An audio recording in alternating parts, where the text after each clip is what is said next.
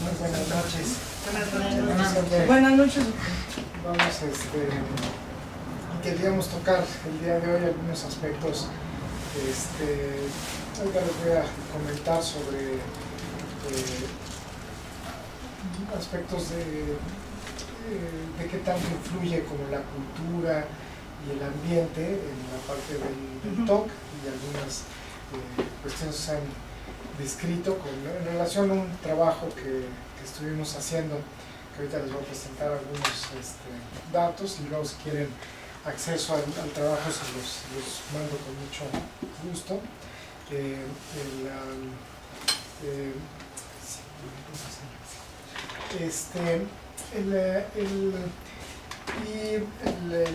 Iba a ser originalmente sobre la parte de familia. Le voy a dar la siguiente ocasión a la doctora Biagini. Ella va a hacer la sesión sobre TOC y familia para el siguiente mes, en la primera sesión de octubre. ¿Por qué es importante muchos de estos aspectos del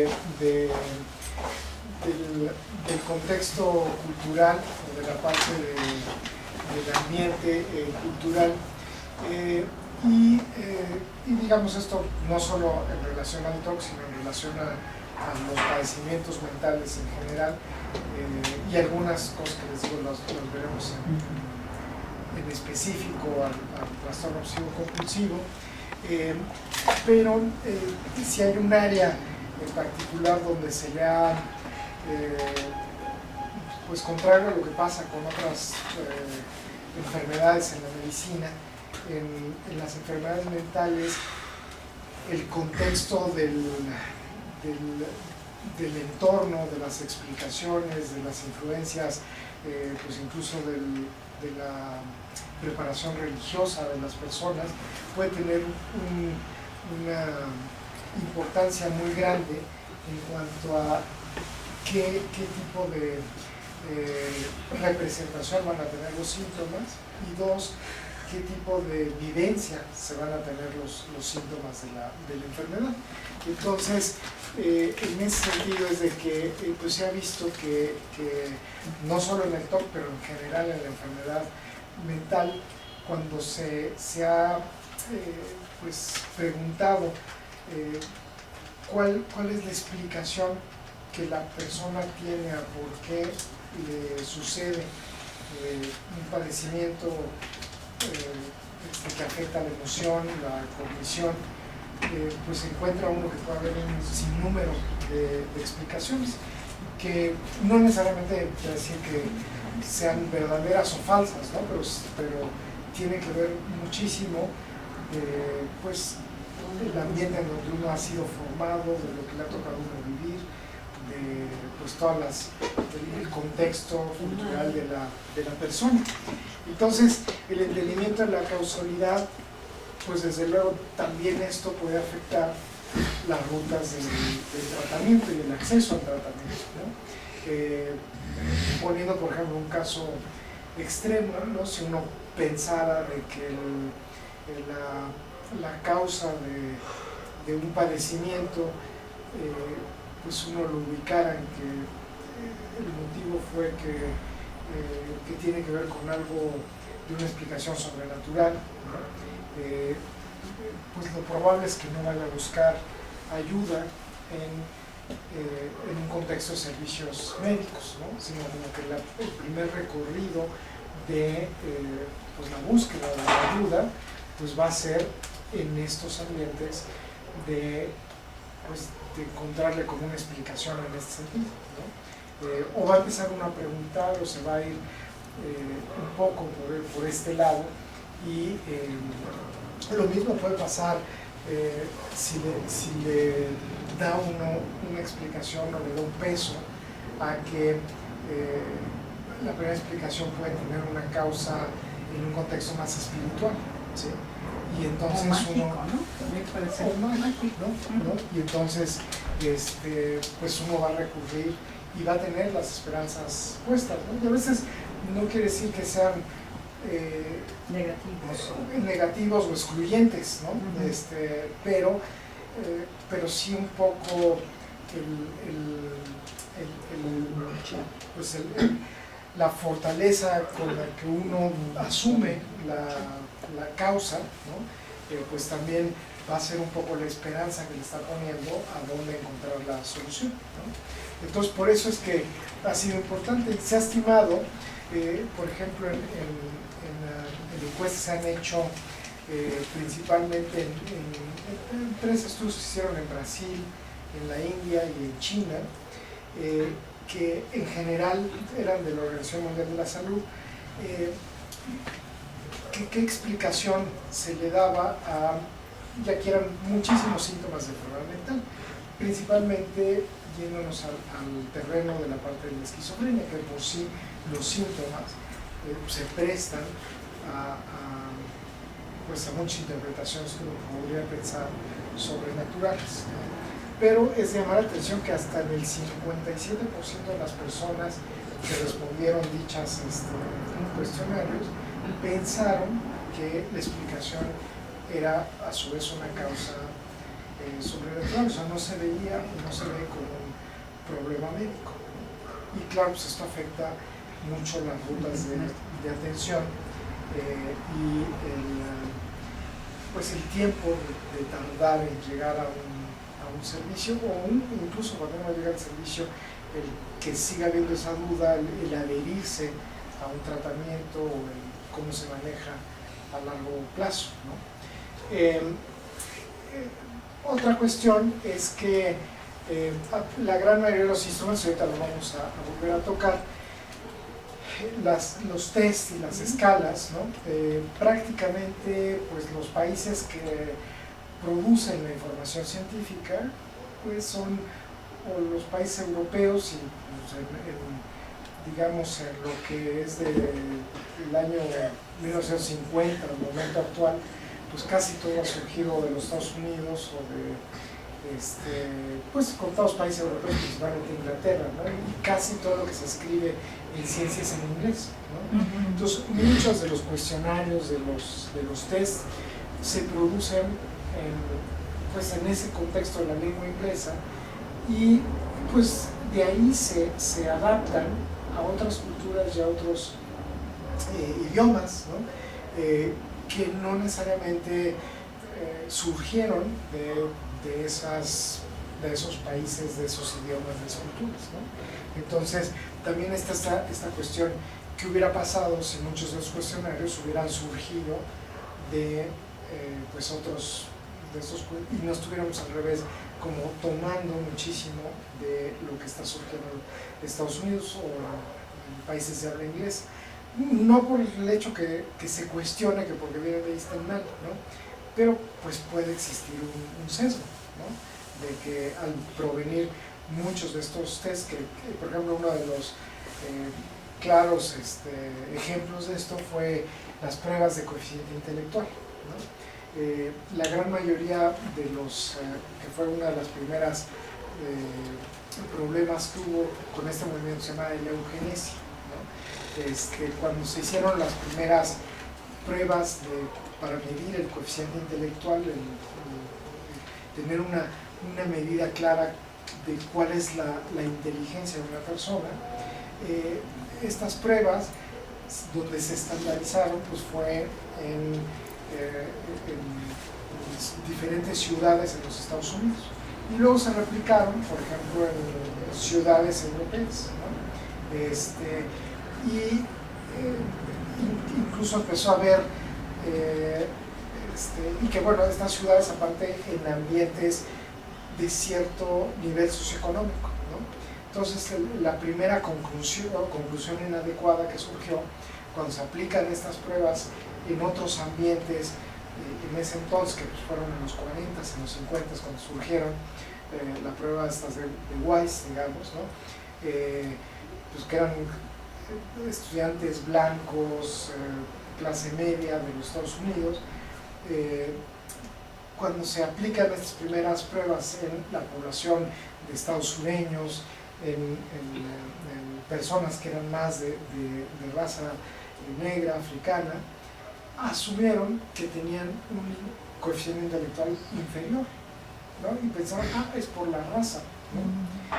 Y no pensaron que era la pues, educación, ¿no? Exactamente, es el contexto y era más fácil pensar, es por una, pues, prevalecían muchas ideas, pues, se volvió, pues, realmente pues, se reconocen los derechos iguales, pues todavía en los 60s, 70s había una lucha muy fuerte en los Estados Unidos de equidad racial, ¿no? Pues eso que les digo todo es anterior. Entonces, pues, lo primero a lo que se le atribuye es que las personas de este origen racial tenían un coeficiente intelectual inferior a los blancos, ¿no? Y no se pensó, es que más bien tenían oportunidades de educación menores, ¿no? Y de ahí, claro, se brincó al aplicar esto pues, en la Alemania nazi, ¿no? Y donde se pensó que, bueno, había pues también toda esta cuestión de superioridad, inferioridad,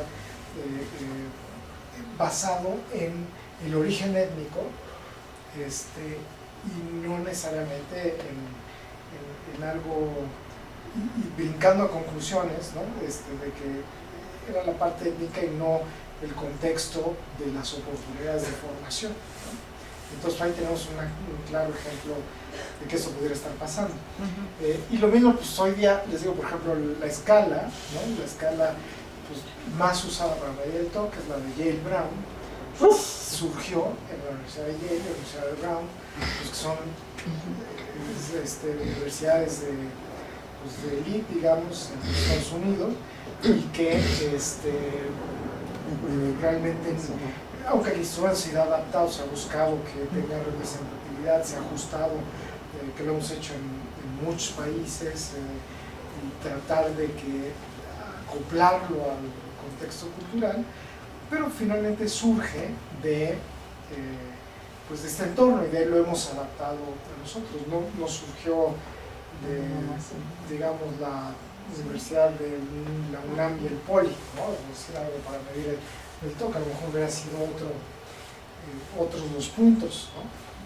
Hubieran sido muy parecidos, pero y eso, bueno, pues se aplica para muchas de las enfermedades mentales.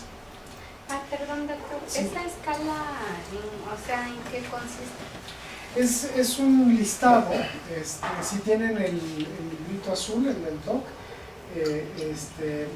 esa escala viene hasta el final. Es todo el listado de obsesiones, compulsiones, y luego viene unas preguntas para determinar qué tan severo es el padecimiento, ¿no? Cuánto tiempo pasa uno pensando en esa obsesión, cuánto tiempo pasa uno haciendo compulsiones, y entonces obtiene un puntaje de la severidad del trastorno compulsivo. Entonces, y digo, es muy bueno el instrumento porque nos permite poder decir, pues alguien tiene de acuerdo al puntaje, ¿no? Alguien tiene un trastorno mediano, leve, severo, ¿no? O si le aplican un tratamiento, pues va evolucionando y va mejorando con un puntaje, pues digamos, más objetivo que pues, la apreciación, ¿no? Entonces, esa es una de las ventajas de las escalas, ¿no? O sea, indudablemente tiene beneficios, ¿no?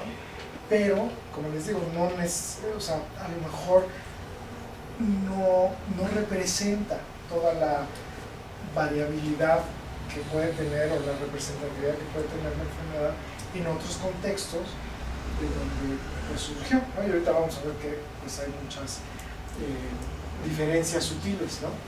Por ejemplo, es claro de que pues, dentro de los países en el mundo hay enormes diferencias en ingreso, ¿no? Por ejemplo, los países nórdicos, que hoy día se ponen mucho como modelo educativo, pues los países nórdicos tienen pues, desde medidas en Suecia, en Finlandia, por el hecho de simplemente ser ciudadano de estos países, todo el mundo tiene garantizado un salario mínimo, ¿no? Solo el hecho de ser ciudadano. Y claro, ya lo que uno trabaja va a crecer sobre ese ingreso, ¿no? Pero bueno, ya desde ahí uno ve que bueno, el nivel de vida simplemente en ingreso, pues es muchísimo más elevado las condiciones de vida, etcétera, comparado pues, con países incluso que están muy por debajo de México, ¿no? Como pueden ser algunos países en Centroamérica o en África, en donde pues, las condiciones de acceso a la educación, el nivel de años de vida, por ejemplo en los Estados Unidos el promedio de años de educación es 11, ¿no? Y en México, de acuerdo al INEGI, son 4, ¿no? Aunque tenemos altos niveles de alfabetización comparados con otros sitios, el número de años de escolaridad, que es como un parámetro pues, general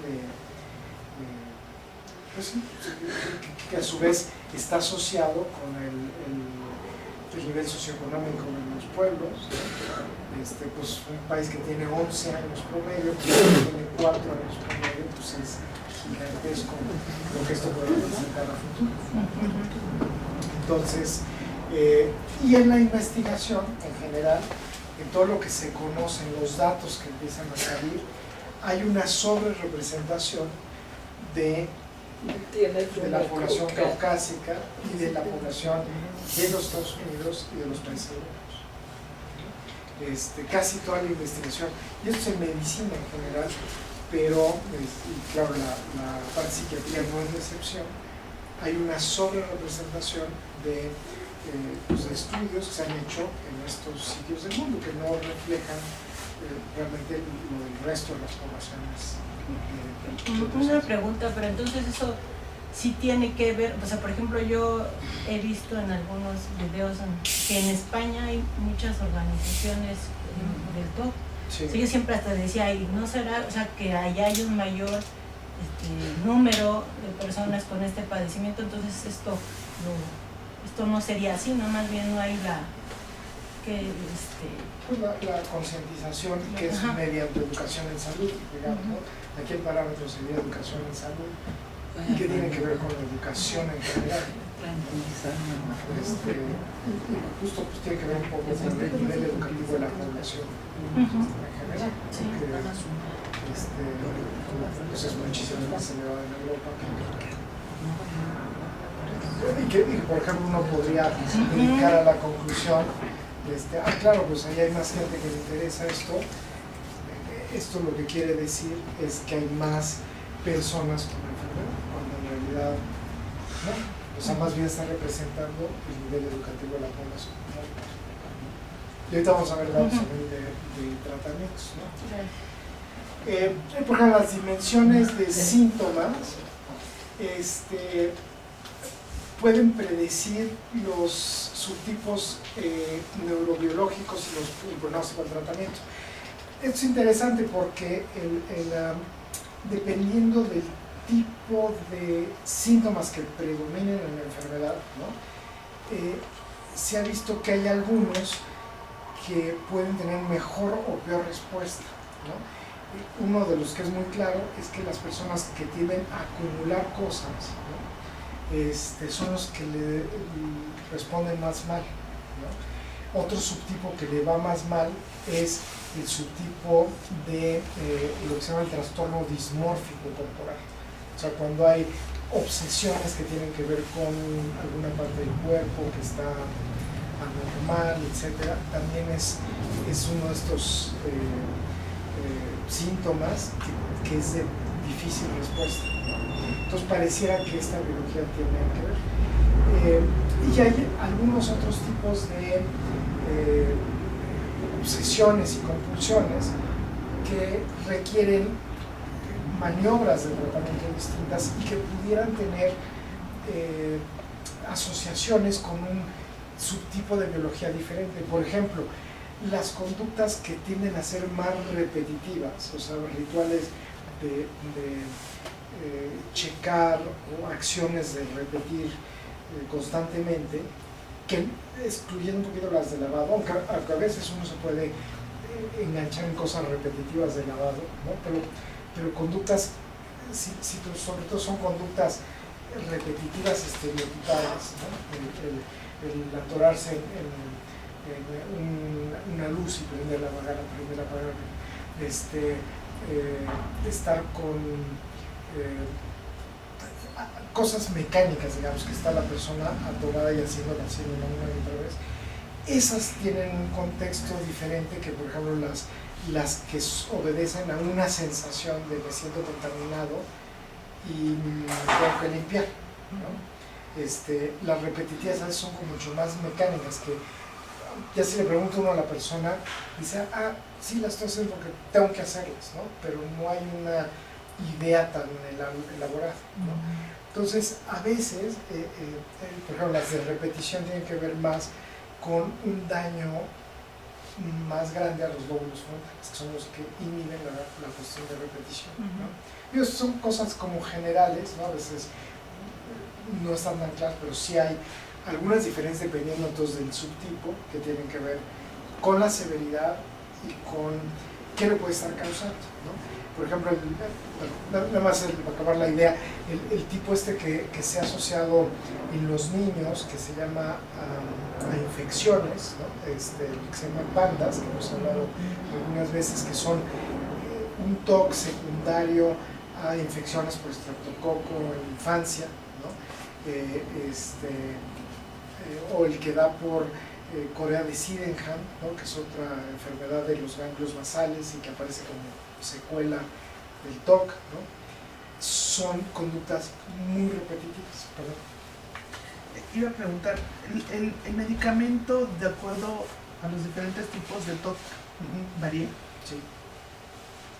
Sí, justo porque puede tratarse de zonas cerebrales distintas que se estén afectando. Y hay, a veces hay personas que pueden tener muchos tipos de TOC simultáneos, ¿no? O sea, esta idea de que a veces alguien puede tener uno u otro y hay como subtipos puros, sí puede haber, pero lo común es que haya combinaciones de subtipos. Doctor, ya no me acuerdo si el TOC cuando da producto de pandas puede desaparecer. No, porque como que genera, o sea, la causa es diferente porque aquí es una infección que se adquiere tempranamente y entonces el mecanismo es por una reacción autoinmune fuerte que destruye las células del sistema de estos ganglios basales, pero el circuito que entonces genera las conductas repetitivas ya queda alterado, ¿no? Entonces se puede contener un poco esto, pero precisamente como ya están afectadas ese circuito, cuesta trabajo reconstituirlo. Entonces, Perdón, y en relación a eso también en la cuestión hormonal, también por ejemplo en las embarazadas, sí desaparece, ¿no? Ahí sí el TOC. Lo que pasa es que el circuito también de los cambios hormonales puede incrementar mucho la comunicación y disparar los síntomas, y a veces puede tener tender a minorarse cuando ya se vuelve a estabilizar la parte hormonal, ¿no?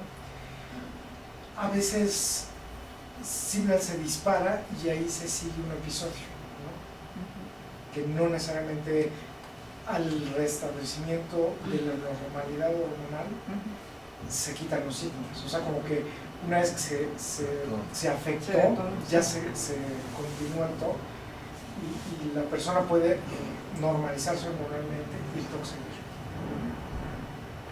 Entonces, o sea, sí ayuda el restablecerse hormonalmente, pero no necesariamente la salida, digamos. Entonces, nacemos con TOC y algo lo dispara en algún momento, o también a lo largo de la vida, por ejemplo, el de los pandas, ¿no? Las dos. O sea, puede uno nacer y tenerlo, o puede uno tener cierta vulnerabilidad y luego por una causa externa dispararse, ¿no? O ser puramente por la causa externa, o sea, por una lesión externa, o la combinación. O sea, sí puede ser por varias por varias razones. Por ejemplo, los eventos traumáticos, que se ha visto para muchas enfermedades mentales, donde más, o sea, la enfermedad típica del evento traumático es lo que se llama el estrés postraumático, ¿no? Que hoy en la última situación donde todo el mundo lo escuchamos muchísimo fue con el sismo, ¿no? Y a la fecha hay mucha gente afectada, o sea, viene el ensayo de la alarma y hay gente que no lo tolera, ¿no? O sea, se pone mal, o sea, se pone con crisis de pánico y demás, aunque sepa que es un ensayo, ¿no? Que están probando la alarma, pero se altera muchísimo, precisamente por el evento traumático, ¿no? Entonces, un evento traumático o varios eventos traumáticos, gente que a veces no le dio al primero, pero al tercer evento traumático, ya le afecta mucho, ¿no? Y no necesariamente a estrés postraumático, que es como revivir el evento y tener crisis de pánico, que es un poquito así el resumen, ¿no? Pero hay gente que los eventos traumáticos pueden detonar la aparición de depresión, la aparición de TOC, la aparición incluso de síntomas psicóticos, o sea, pueden afectar como un despertar de sintomatología psiquiátrica, ¿no? Entonces esto se le está dando muchísima importancia porque es una de las causas de que surjan las enfermedades, ¿no? Claro, mucha gente puede estar, como lo vimos en el sismo, pues la gente que estuvo expuesta, o sea que realmente estuvo en situaciones de peligro, fue muchísima, pero no todo el mundo le dio estrés postraumático, es como entre 10 a 30% de las personas que vivieron un trauma severo hacen estrés postraumático, ¿no? Esas personas tienen como una vulnerabilidad particular, o sea, que ante el trauma reacción, y es una vulnerabilidad que piensa en parte genético. Y esto de que el TOC y su espectro tienen una comorbilidad distinta dependiendo del país, cultura y acceso al tratamiento, ¿no? Y bueno, lo que hablamos, que los estudios de valoración pues han sido todos en inglés, ¿no? Este es el estudio que les decía que lo hicimos con el doctor Salim, con la doctora Nuria y con nuestro doctorado Brenda Carrera, y se publicó este año. Y está libre en el internet, está en inglés, ¿no?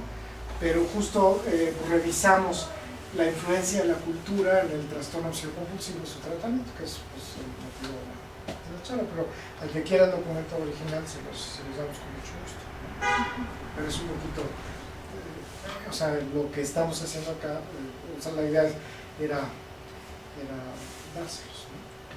Entonces, la que sigue, Carlos. Sí. Por ejemplo, ahí donde dice la conclusión, dice Cultural Variations, ¿no? ¿Sí? ¿Eso? Sí. Al final nos lo va a resumir. Sí, no, ahorita viene justo todo, o sea, todo el contenido, entonces lo que les voy a, es lo que se los voy a dar. ¿Qué es lo que vimos que más afectaba, ¿no? O sea, como que lo dividimos en estos puntos, que tienen que ver con el contexto, con el TOC.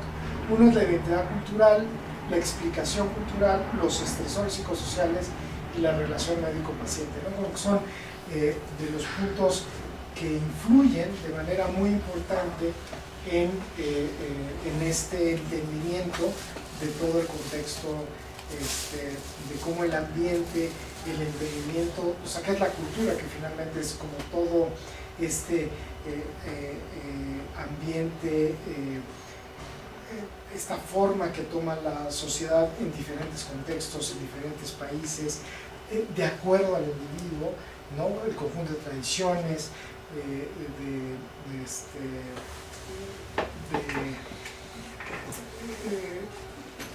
de visiones, de cosmovisiones que tiene un pueblo dado y que forma la identidad de una persona en una identidad conjunta, ¿no? Entonces, hay cantidad de definiciones de qué es cultura, ¿no? Pero digamos, aquí en esta, como adaptándola al encuentro médico, pues es un poco esto, cómo esto es relevante en entender el TOC. cómo puede afectar pues, mucho de este ambiente para la manifestación del TOC, o sea, todo lo que está alrededor, como veíamos ahorita, los estresores, las presiones del medio ambiente, los eventos traumáticos, etc. Y luego lo importante que es en ese sentido pues tener un buen entendimiento cuando está uno en el tratamiento, ¿no? Entonces, la que sigue. Entonces, en la identidad cultural y el TOC, ¿no? Entonces, pues una de las primeras cosas es cuál es la frecuencia. O sea, todos los países tienen las mismas representaciones de obsesiones y compulsiones, o hay diferencias, ¿no?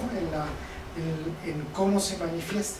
Como les decía, casi todos los países usan los mismos instrumentos, ¿no? Usamos los mismos instrumentos porque ha sido como el tratar de hablar un lenguaje común, pues como el idioma inglés, ¿no? Hoy día pues, casi todos los países se habla el idioma inglés, pero eso no quiere decir que ese idioma pues represente completamente todo lo que queremos sentir o todo lo que queremos expresar, ¿no? Aun cuando todo el mundo lo que estamos queriendo hacer en el mismo formato, pues eso es muy bueno porque todos nos podemos comunicar, pero a lo mejor si queremos hablar con alguien en árabe y esta persona en árabe quiere entender realmente el contexto de México, pues es difícil que a lo mejor digo en inglés, pues sí va a haber una buena comunicación, pero pues si una persona de Emiratos Árabes no habla español o uno no habla árabe, pues no se va a acabar de adentrar completamente al entorno cultural, ¿no?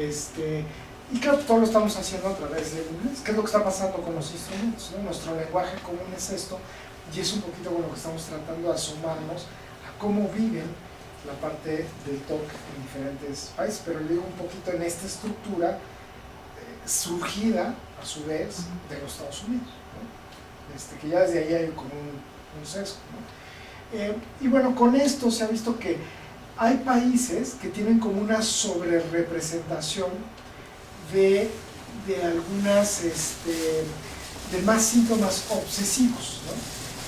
En relación a compulsiones. Entonces, por ejemplo, Canadá y Estados Unidos son mucho más frecuentes la representación de obsesiones en general que en el resto de los países. O sea, la gente anota que tienen mucho más síntomas obsesivos que en el resto de los países. Y en Corea, que es de los que salió así notablemente distinto, la gente señalaba que tenía muchísimas más conductas compulsivas que en el resto de los países, ¿no? Pero pues ya nos empieza a hablar de que es curioso que usando el mismo instrumento hay personas que dicen, bueno, aquí como que hay mucho más síntomas de esto, y otra gente dice, no, aquí no nos afecta tanto estas ideas, pero sí la gente hace más esto. O sea, desde ahí empezamos a ver que como que algo está pasando en el contexto cultural de que hace que se represente más un síntoma o el otro síntoma, ¿no?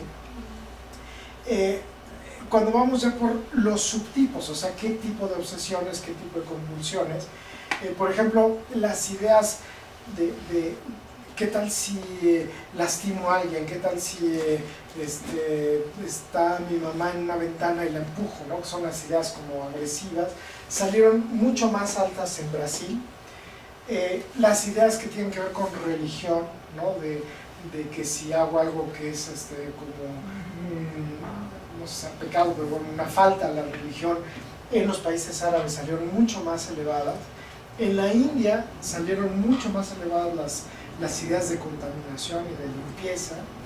Y en África salieron mucho más altas las ideas de contaminación, pero curiosamente salían en un contexto racial, ¿no? Y esto es muy curioso porque pues, uno cuando piensa en África no piensa tanto como... Pero África, muchos países africanos son muy racistas entre las mismas tribus africanas, ¿no? que si son de cierto pueblo son otro, y que si esto es de esto, y entonces sienten, y eso era un tema de contaminación, ¿no? Que si eran de determinada población y no eran del otro, ya sentían, y eso es un tema de contaminación, etc. Aquí en México, por ejemplo, a muchos, sobre todo en gente joven, pero lo hemos oído mucho en los chicos, que un tema de contaminación que tiene que ver como con racismo, se vuelve el que si se sienten parte de sentirse excluidos socialmente y sienten que lo naco, ¿no?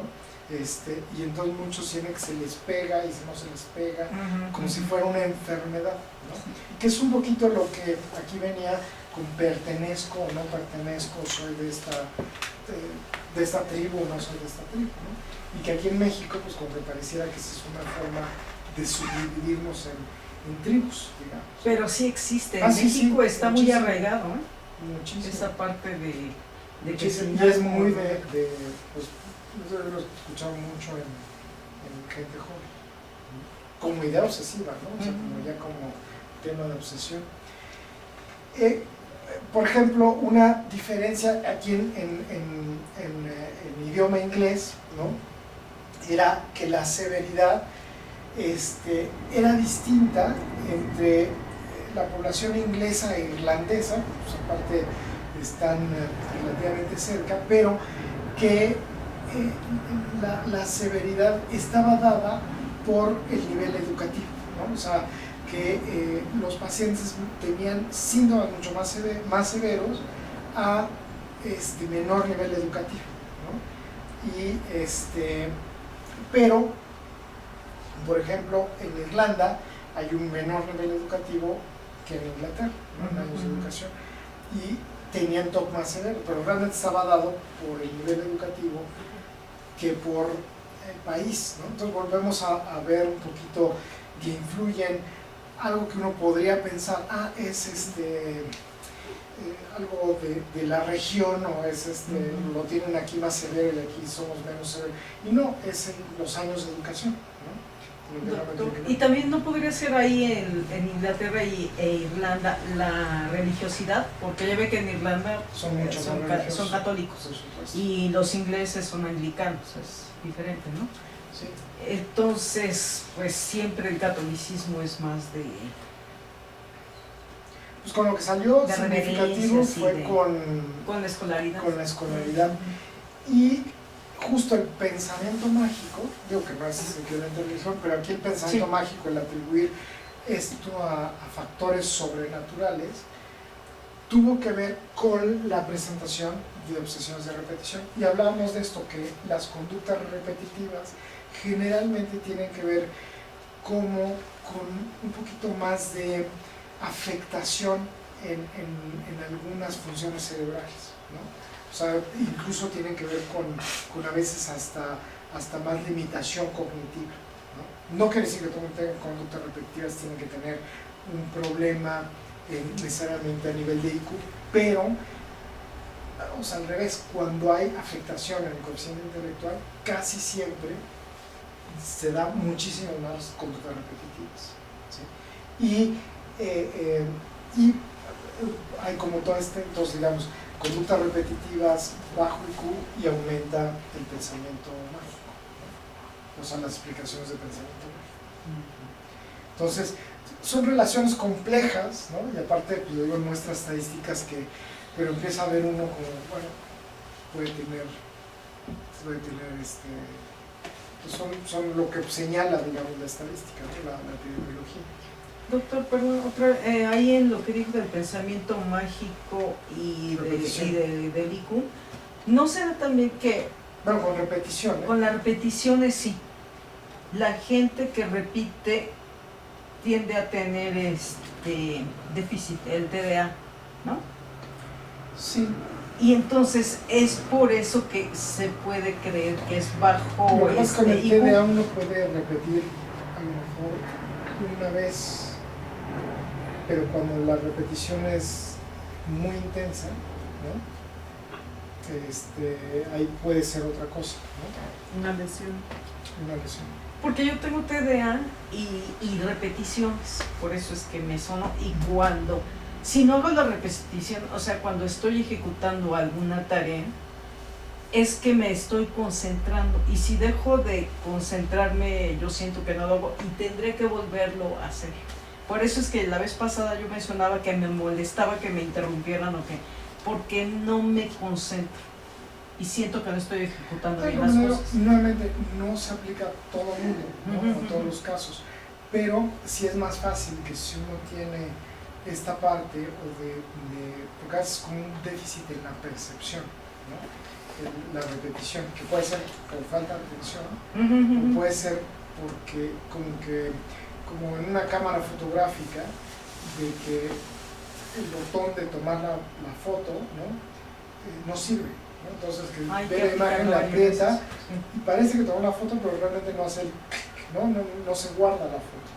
Entonces, a la hora que la busca, dice, no, pues no está, entonces le vuelve a apretar y le vuelve a apretar, y como a base de mucho apretar, se acaba guardando la información, ¿no? O sea, como que a veces hay este circuito que batalla uno mucho con todo, que es como captar la información y hacer que se guarde la información. O sea, son circuitos cerebrales complejos y que eso pueden estar generando esto, ¿no? Y digo, lo curioso es que se vincula a luego, pues que si uno empieza a tener esto, también se puede asociar a que empiezo a repetir muchas veces y ¿por qué lo tengo que repetir tantas veces y no tantas, ¿no? Y sobre todo repetir 5 y no 7, ¿no? Y a lo mejor el 7, porque el 7 es cabalista. Y ahí empiezan cosas de pensamiento mágico, ¿no? Que es lo que le permite a la gente destrabarse a veces de la repetición, el atribuir como pues esta parte mágica, ¿no? Que a veces es un poquito si uno ve las supersticiones, pues la superstición es una repetición asociada a pues como un conjuro mágico, digamos, ¿no? Que ninguna de las dos son ciertas, ¿no? Son mágicas, ¿no? Las explicaciones también culturales, o sea, la influencia aquí ya no es del individuo, sino del ambiente, ¿no? El ambiente que lo empuja. Pues una parte muy fuerte que ha influido la cultura en muchos pueblos, pues ha sido el peso de las religiones, ¿no? Incluso la generación de las nuevas religiones, pues ha tenido que ver con el ambiente cultural. En ciertas regiones del mundo pues, han dado más algunas religiones y en otras regiones han surgido otras religiones, ¿no? Las religiones budistas están más en la parte de Asia, el Islam en los países árabes, las cristiano-judías, digamos, en la parte europea y luego en la parte americana, y ahora, bueno, pues con la comunicación se están mezclando en todos los lados del mundo, ¿no? Y es curioso, pero desde el siglo IX ha habido varias ramas en todas las religiones de lo que le llamamos la ortodoxia, y la ortodoxia se vuelven como la parte obsesiva de la religión, ¿no? Por ejemplo, hay un texto Muy radicales, ¿no?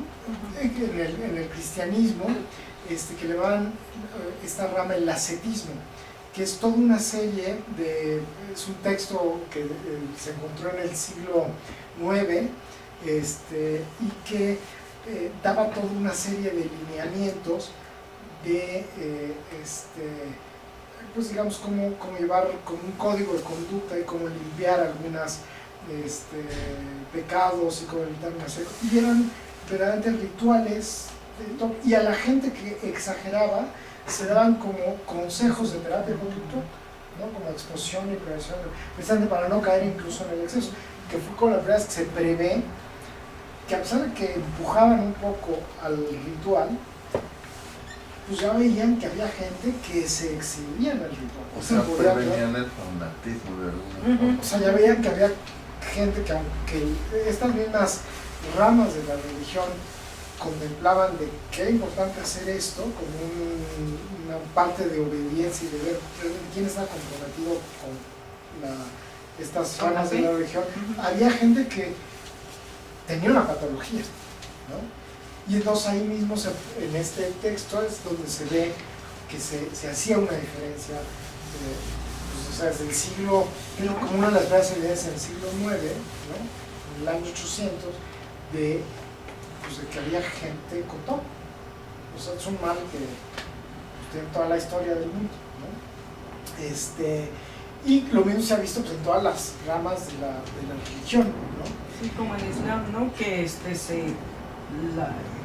pegan la frente, ¿no? Cuando están en rodillas y No, todas las religiones tienen pero rituales. tantas veces tienen que ser como quién Pues, sabe el muro de 7 los veces. lamentos en el judaísmo, Ujú. todas las religiones tienen Sus rituales. todas, absolutamente todas, ¿no? Pues es como parte ya del proceder humano, ¿no? El empezar a empujar eso, y hay gente que claramente pues atrapa o el TOC se mete más a la religión, y hay gente que pues ahí se da salida a esto, ¿no? Y es hasta 1850, o sea, hasta 1850 se consideraba pues todas estas conductas como parte de algo insano, digamos, algo anormal, ¿no? Cuando se encontraban este tipo de, la descripción era simplemente que alguien que tenía TOC se describían como conductas absurdas o Demenciales, ¿no? insanas, ¿no? En 1900 ya Freud es el primero que hace la distinción y ya las nombra, o sea, concretamente él hace la distinción, o sea, es el primero que recopila la parte obsesiva, ¿no? Con un paciente en específico, y habla de la neurosis obsesiva, ¿no? Entonces el primero que realmente ¿Quién huele a cigarro? lo empieza a acuñar, ¿no? Y en la clasificación que empieza en los 70s, que es la clasificación de la psiquiatría americana, el DSM, se llama el Manual Diagnóstico y Estadístico de Trastornos Mentales, pues ya se incorpora, se deja el término de neurosis, ya se hace una clasificación mucho más amplia de los trastornos mentales, y ahí el TOC entra dentro del grupo de los padecimientos de ansiedad, o sea, se clasificaba en el mismo grupo que las fobias, los ataques de pánico, la ansiedad generalizada, precisamente porque se pensaba que era un subtipo de padecimiento de ansiedad. Y bueno, también se ve más o menos en esta etapa la evidencia de que esta encefalitis, que es una de las cosas muy distintivas en el TOC, contraria a lo que se había visto, o sea, pocas enfermedades mentales había como su contraparte esta encefalitis, que es una infección, una encefalitis, una infección, una inflamación del cerebro, esta que se llama egonecónomo. Era gente que estaba bien, o niños que estaban bien, les venía esta infección cerebral, ¿no? Es una forma como pues una inflamación del cerebro, y de secuela aparecía el TOC, y lo que se lesiona son los ganglios basales. En los años 80, el doctor Lou Baxter, el que les ha enseñado esta fotografía, es el primero que logra captar en una imagen del cerebro las anomalías en el funcionamiento de personas con TOC, ¿no? Y se ve que hay un metabolismo cerebral diferente en el cerebro del TOC, ¿sí? Que hay un metabolismo cerebral diferente y cambia con el tratamiento, ¿no? Entonces, esta es la primera vez que también se ve esta parte cerebral. Y en el 2014 se decide, por la gran cantidad de información que hay desde el punto de vista genética, de neuroimagen, de tratamiento, pues que el TOC y su espectro de padecimientos, ¿no? Pues no cabía en los trastornos de ansiedad. sino que era una entidad, un grupo de padecimientos distintos y que no, o sea, que si bien tiene ansiedad, pero no es únicamente un trastorno de ansiedad. Y entonces se decide que forma un grupo diferente y se vuelve el TOC y su espectro de padecimientos, ¿no? Entonces se vuelve un grupo, una enfermedad en sí mismo, ¿no? Hasta el 2014 se reconoce el TOC.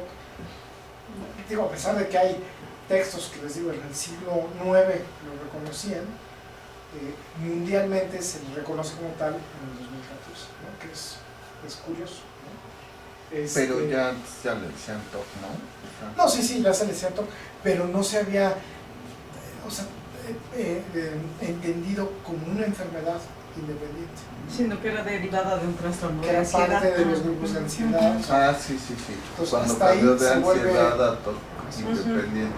allá se vuelve que es una enfermedad en sí misma. Sí. Entonces, pues, sí es algo interesante desde el punto de vista, pues también histórico, digamos. Sí, ojalá que sí.